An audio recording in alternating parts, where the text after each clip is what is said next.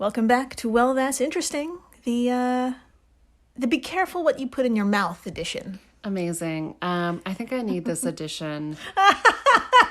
As someone who puts a lot of hot Cheetos in their mouth. I think that's fine. And Takis at the same time. Okay. What are Takis, though? I didn't know what Takis were, because I'm from New York, and they don't have They do now, but back in my day, they didn't have Takis. So what are Takis? I wish I could tell you. I'm not 100% sure. But from what I have seen and tasted, they're like rolled up into little tubes, tortillas that are rolled up into these little tubes. Yeah. And then covered in this red powder, deep fried. Wow. Deep fried and then covered in this red powder that is very addictive and full of chemicals that I love. Amazing. Yeah. It kind of sounds like Southern Doritos. Yeah, but like better. Yeah. We are not sponsored by Takis, by the way. No, but if Takis wants to sponsor us and send a lot of boxes, I'm only going to be a little mad. Like, go for it. Give them to me. That sounds wonderful. God. Okay, we're going to talk about things people put in their mouths. Okay, should we just get into it, I guess? I think so. Right. We are at In-Betweeni 031. Wasabi leads to a broken heart, and beef jerky leads to manic episodes. Once again, I find myself worried. That's this podcast in a nutshell. Yeah, honestly. It's like, I did something that I didn't know I could be worried about. Yeah. That's us. That's us. No, I love both wasabi and beef jerky, preferably not together, but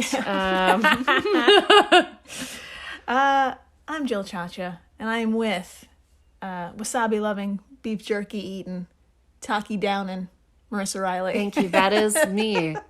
Put it on a business card. That's who I am. Should we begin? We shall. Let's begin our In-Betweenie by heading over to Israel. Oh. In another lifetime back in 2019. Oh, wow. So long ago. I know. We're guests at a wedding, and everything is spectacular. It's everything you want in a wedding party. An open bar, there's great music, your friends look great despite how they're dancing, and there's food, there's food everywhere. Now, one guest, a 60-year-old woman, was like any other guest enjoying all there was to be had. But something about the buffet just wasn't sitting right with her. Okay. Now, according to the study published in the September 2019 issue of BMJ Reports, quote, she felt a sudden pressure in her chest radiating to her arms, which lasted a few hours. Oh my God. She decided not to leave the wedding, and the pain started to subside, end quote. So cool. You know, party, man. You know?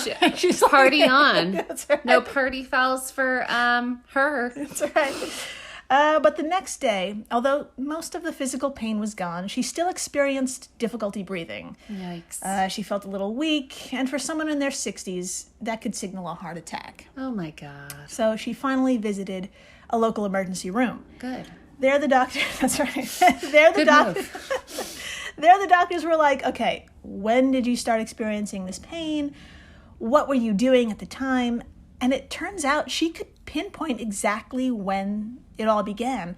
At some point at the wedding, she, quote, ate a large amount of wasabi, assuming it to be a avocado. Oh, there's the party foul. That's right. That's a pretty big mistake. That's a painful mistake. Yeah. They look very similar, but they are not. They are not. I doubt it was freshly grated wasabi and more like the Play-Doh version you get in a prepackaged California roll at like an airport or a gas station. You know what I mean? That stuff is just a big old ball of horseradish, mustard flour, cornstarch, and like green food coloring, basically. Yeah. Anyway, and unfortunately, she piled it on, and like a well-seasoned 60-year-old at a party, shotgunned what she assumed to be the smooth, cool mush of an avocado. Oops. Oh, no. And almost immediately, she knew that it wasn't, and the effects were clearly seen on an echocardiogram. Oh, wow. Yeah. So we've reached the imagination portion of our show. I'm ready. Are you ready? Yes. And I'd like you to picture a heart. Okay. And it's not an emoji, okay? All right, I'm changing the picture. The real fucking thing. All right. The real thing. Veins. Yes. Chambers. Excellent. Everything. Yes. Now, you know how the heart is kind of bulbous at the bottom? Yes. Okay. Now we're looking at the lower right corner. Or the left ventricle, which is a super important muscular chamber, and it pumps blood out of the heart. Blah, blah, blah. Amazing. Okay. So let's zoom in, okay? Okay. Now, in your average heart, the left ventricle looks kind of like a long ice cream cone. Oh, I can picture that. Okay.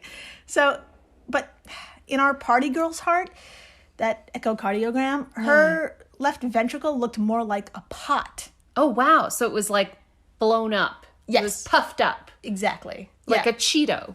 Yes, exactly. Yes. It had rounded out and weakened a bit after being suddenly stunned. Wow. Yeah. She was diagnosed with Takotsubo cardiomyopathy, or broken heart syndrome. Oh. I know, which ironically occurred at a wedding. Oh my God. I'm getting broken heart syndrome over this. My goodness. So, Dr. Marissa, if you would be so kind as to read from the St. Vincent's Hospital website, svhearthealth.com.au, and help describe just what exactly is this broken heart syndrome. I would absolutely love to do so. Quote, broken heart syndrome is a temporary heart condition that develops in response to an intense emotional or physical experience.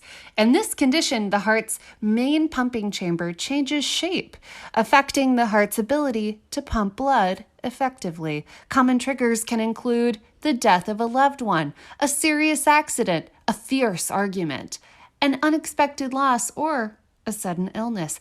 These triggers are the reason the condition's nickname, broken heart syndrome. There you go. End quote. End quote. Did I sound like a news anchor when I was reading and that was great. Okay, I was not channeling one, but I just became one. I didn't have to channel it because I was. It was excellent and very precise. Very yes. precise. So not only is it bonkers that this woman ate so much wasabi that it blew out part of her left ventricle, but that feeling you get in your chest after loss is an actual pain caused by an actual change in your heart. That's real? It's real. Your broken heart is actually real. Hurt? Yes. Oh my God. That's right. I have felt that before. Yes. Especially when they run out of Takis. That's right. So, just you alone in the bodega. I guess I'll settle for hot fries. Yeah. That's another type of scorching hot chip. Anyways, yeah. Back to broken heart syndrome. So, just like everyone's trauma is unique, as you just heard. According to the Mayo Clinic, there's no standard treatment for BHS. Some folks stay in the hospital while they recover, and they're prescribed medications similar to a heart attack. Wow. Medications called ACE inhibitors, and these medications basically help reduce the workload on your heart while that ventricle regains strength. Oh, it has to regain strength. Yeah, and it takes about a month for it to return to its normal coney shape. Wow. I know. Yeah, I know. And Dr. Marissa, would you please read the next steps suggested by mayoclinic.org? Of course. All right, quote, you'll likely need to have another echocardiogram around 4 to 6 weeks after you had, after your first symptoms had, you know what? You're doing great. Let's You lost your etiquette job. I know. I'm fired. All right, let's start again. Quote, you'll likely need to have another echocardiogram around 4 to 6 weeks after your first symptoms to be sure your heart has recovered. Ask your doctor how long you will need to continue taking these medications once you recover, as most can be stopped within 3 months. End quote. Yeah. The grammar was wrong, The grammar was really weird. I just reread and it. It's not your fault. No. It's the Mayo Clinic's fault. It's also my fault for copying and pasting and just quoting it without editing. No, it's totally fine. I thought we were depending on the Mayo Clinic, but now I see they're mildly unreliable. Well, echocardiogram, follow up, do it. Basically, that's what you want.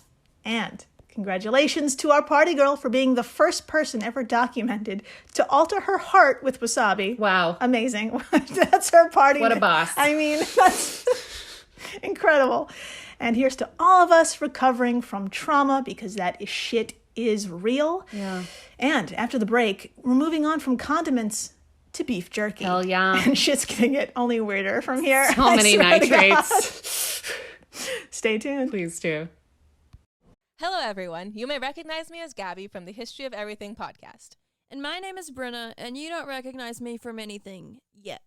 Together, we're two scientists who explore all of the weird little questions and conspiracies of the universe in our new podcast, Mystery of Everything. Everything has an explanation. We hope. But that is what we're here to figure out. We will dive into the science behind many popular conspiracy theories, such as vaccines causing autism, flat Earth theory, and was the moon landing fake? And if so, why the heck would anyone even do that?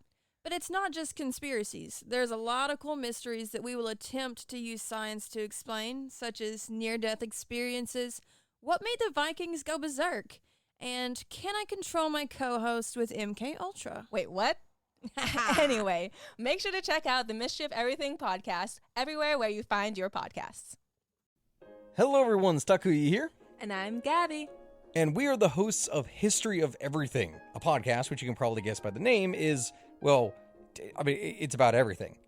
Do you want to know why people thought potatoes were evil and would give you syphilis? Are you curious about all the stories of the terrible and stupid ways that people have kicked the bucket over the years? Do you want to hear tales about all of the different badasses of history and the lives that they had brought to life? Well, if so, then look no further. History of Everything is just the right podcast for you. It's available on Spotify, Pandora, and anywhere else that you get your podcast from. Join us for some fun and just see how weird and wacky history can be. Hey everyone, Jill Chacha here from Well, That's Interesting, and I am absolutely thrilled to tell you about Spotify for podcasters. I use it, I love it, and it all started by downloading the free Spotify for Podcasters app, which has all the tools you need in one place to record and edit your masterpiece of a podcast. Spotify for Podcasters also distributes your show to all major platforms. So when you hit publish, your episodes will stream not only on Spotify, but I'm talking about the Apples, the Googles, Stitcher, Good Pods, the other ones. You get the idea. And you can monetize your podcast with no minimum listenership required. You could also set up monthly subscriptions and record ads just like this one. So what are you waiting for? Download Spotify for Podcasters today and start changing the world. Oh, and please, stay interesting. And we're back. We are so back. We're so back. And now we're going to talk about meat snacks. I love that. I love meat snacks so much. So, Dr. Marissa, are you familiar with the American of all American snacks, the Slim Jim? Am I familiar? What a question. Of course I am familiar with the Slim Jim. It is a skinny meat log. Yes. That is full of nitrates that you eat on road trips or any goddamn time you want. That's right. Exactly. It is a type of jerky sold everywhere in New York. And I guess there's across the country. I mean, it's everywhere. Yeah. Oh, yeah. Anywhere you want. Okay. So do you remember its spokesman and the legendary commercials from the 1990s? No, unfortunately, I don't. Okay. I think I was a little baby. Yeah. You were itty-bitty. Not to brag. But I don't think I ever saw it. You brought it up before we did the pod. You were saying the Macho Man. And I was like, oh yeah, Macho Man. And then I started singing the Macho Man and really embarrassed myself. And then you were like, no, that's actually the Village People. This is something different. And I was like, I was much nicer. She was very kind. I was the one who was hard on myself. But I was like, there's two Macho Men? There's two Macho Man songs, so tell me everything. So the Macho Man song from the Village People is Right. legendary. Legendary. Now, Macho Man Randy Savage was the spokesman to Slim Jim from like 93 to 2000 or something. That's a very long time. Yeah, and he was just a wrestler, an American wrestler in the WWE. Okay. So he was a character. We're going to play a commercial from 1993. Okay. And it's on YouTube. So if you're a wee thing like you, or just not from the States, or you just need a refresher, or you just want 30 seconds of exceptional cinema, search Macho Man Randy Savage, Slim Jim, commercial number 1, and you're going to be in for a treat. Oh my God. We're gonna play it right now. I'm so excited. And I'm not even gonna describe what Randy Savage looked like. His voice says everything. And the summary of this commercial is, quote, Macho Man breaks into a rehearsal for a Romeo and Juliet play and tells them about the beef and spice. Okay, Oh my God. all right, so please, everyone, head on over to YouTube. I'm typing it in right now. And Marissa, please be so kind to watch as it plays. I'm pumped. I have my popcorn. Excellent. And action. Romeo, Romeo, wherefore art thou, Romeo? Again, please. Again? Again. Oh my God. Bored? Yeah. Step into a Slim Jim. Turn to the spice.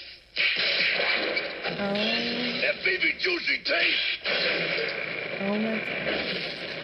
You know, excitement. Step into a Slim Jim. Oh my God. Yeah. Oh my God.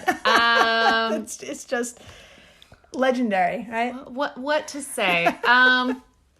Yeah, it's legendary. I feel like I have seen it before, but my brain was like, there's only so many commercials I can save room for in my head, and that one just didn't make the cut. Oh. That's not to say it isn't very high quality. And just strange as fuck. It's so weird. I feel like there's a time in the 90s where like really weird commercials started just happening. Yeah. They were like very avant-garde. I would put this in the avant-garde category. Very avant-garde. In case you don't know, it's two kids rehearsing for a high school play, which is Romeo and Juliet. And in the middle of it, Randy Savage, the Macho Man, just walks in through the set, like busting it down, and starts eating Slim Jims with the kid actors. That's right. And that might not sound like much to you, but it was a lot to me just now. Please go look. Please go watch. Please check it out. It is worth 30 seconds of your life. Yeah. I mean, God. So now Slim Jim has nothing to do with the study we're going to talk about today. Best tangent ever. So, it's just that while I was reading up on the study that we're going to talk about, I couldn't help but think of the Slim Jim tagline, need a little excitement, snap into a Slim Jim. Okay, that's the tagline. Yeah. And you're going to see why. And Slim Jim is a jerky. It's jerky. It's a yeah, big jerky. for Yeah, sure. Exactly. So let's leave this 1993 commercial and head to 2007, where we're at several psychiatric facilities in the Baltimore, Maryland area. Fun. I've always wanted to do that. We're all over the map here, So but fun. stick with me, okay? It's all going to come together. Now, for the past 6 years, Robert Yokin, a neurovirobiologist at the Johns Hopkins University School of Medicine, and his team initially set out to find connections between foodborne infections and mental illness. Oh. Now, more than 1,000 volunteers signed up for this study, which tracked their diet. The study group was made up of psychiatric care patients, and the control group were made up of people who worked at the healthcare centers or attended college. Those folks had no diagnosis of mental illness. Okay. Okay. Now, something super unexpected happened. They spotted a particular pattern over those 6 years. Now, would you be so kind to read from Yokin's published paper in 2018 in the journal Molecular Psychiatry? Absolutely. All right. Quote, here we go. We measured dietary exposures in a cohort of individuals with mania and other psychiatric disorders, as well as in control individuals without a psychiatric disorder. We found that a history of eating nitrated, dry cured meat, but not other meat or fish products, was strongly and independently associated with current mania. End quote. That's right. Oh my God. Yes. Jerky is making us manic. It's making... That's the short version of this. Jerky is giving us mania. So, yeah, some folks. The folks who are diagnosed with having manic episodes, who also reported cured meats as part of their diet, they were 3 times more likely to be hospitalized for mania. Oh my God. There was something about jerky that triggered an episode in folks already predisposed to mania. Wow. Jochen got to thinking that nitrates, like you said, in jerky were the culprit here. Yeah. Now, a few quick notes on nitrates. They're used to preserve and, like air quotes, improve the color of food. They're found in packaged processed meats. And the issue with nitrates is that, quote, on their own, they're not broken down by stomach acid. Wow. Instead, your gut biome can break down nitrate into nitrite, which can cause health complications. End quote. From our always optimistic friend, WebMD. I see where we're going. Something with the gut. Hey, put a pin in it. Put a pin in it. There you go. So, how are we going to dig deeper into this theory? Now, you can't ask people diagnosed with mania to eat stuff that can cause more mania. Yeah, yeah. It's just it's not good. It's Fair. mean, and it's unethical. Enter our hero, the lab rat. Oh, That's right. hey. Jochen reached out to researchers who specifically work with lab rats and continued the study on nitrates with them. Now, would you please do the honor of reading what the fuck happened? And this is from the Gizmodo article, Eating Beef Jerky Might Be Linked to Manic Episodes in Some People. Oh my God, of course. All right, quote, they first fed rats 14 grams of store-bought jerky every day, the rat equivalent of one snack a day in humans, and compared them to a control group. The jerky-fed rats began showing symptoms of hyperactivity and poor sleep within 2 weeks, while the control group didn't. Next, they fed specially made dried meat without nitrates to another group of rats, finding these rats didn't develop any symptoms. And lastly, they gave rats a typical rat feed loaded with nitrates and found the same pattern. End quote. It is the nitrates with rats. With the rats. That's right. There you go. So There you go. now, exactly. Remember we said put a pin in the fact that the gut biome breaks down nitrates. It's not the stomach, and that can cause some issues. Okay, Yeah. so in rats, their guts break down nitrates too, just like ours. Yeah. Now, when Jochen's team took a gander at the rat's gut microbiome, the rats who ate nitrates had an increase of certain kinds of bacteria associated with behavior and cognition changes in animals. Wow. And there were molecular changes in their brains too, neural connections associated with mania. Mm-hmm. Now, quote, Jochen cautioned that the results can't prove that the gut changes led to the brain changes, end quote. There haven't been enough studies linking nitrates and people who are predisposed to mental illness. So those studies have to be formed. There's just not enough data, basically. That's fair. Yeah. But we do know the brain and the gut talk to each other. Like a lot. Yeah. Yeah, the gut has 500 million neurons connected to the brain through the nervous system alone. That's a lot. Yeah. Now, that sinking feeling we get when we're like stressed or nervous, Yeah. that's our brain acting out, and it physically affects our gut. Holy shit. So Yeah. that's a real... It's a real thing. Real thing. Yeah. And when your gut is unhappy, like, in other words, it's altered or it's imbalanced in some way, like extra nitrates maybe, or not getting enough of your favorite hot Cheetos or Takis, Marissa. Yeah, it's going to tell your brain, and your brain may make you act out. Oh, it has. Yes. That desire for hot Cheetos may not be your consciousness, but your gut telling your brain what it wants. And your brain makes you go out to the bodega late at night. Real thing that happens at least once a week. That's right. That's yeah. why I used you as an example. Thank you. You should. In sum, quote, recent evidence indicates that not only is our brain aware of our gut microbes, but these bacteria can influence our perception of the world and alter our behavior. It is becoming clear that the influence of our microbiome reaches as far beyond the gut to affect the aspects of our biology few would have predicted, our mind, end quote. And that's from Scientific American, the article, Gut Feelings, the Second Brain, Our Gastrointestinal Systems. Wow. There you go. It's so real. Totally real. Oh my And God. in my notes, I wrote, I desperately want pasta, and I wonder if it's my mind or my gut and butt. But honestly, either way, I'm fine with it. That's the way I ended writing this episode. As someone who knows you very well, I think it is many body parts that are begging for pasta constantly. Yeah. Everything from like your toes to your hair Probably. is in constant need of pasta. So it could be anything. Long story Again, short, this one eats pasta a lot. And you her eat body, Takis a lot. there you go. So I don't think either of our bodies show signs that either of us eat these things either. we just love these things, and that's just part of our personality. Yeah, it's totally There you fine. go. So Deal with it. God damn it. I will be avoiding beef jerky. Although I bet Takis are full of nitrates. Oh no! I'll check it out. Check it out. Get back to us. Will do. Everyone out there, thank you for rating, listening, subscribing, telling your friends. Yeah, And please continue to stay interesting. please do.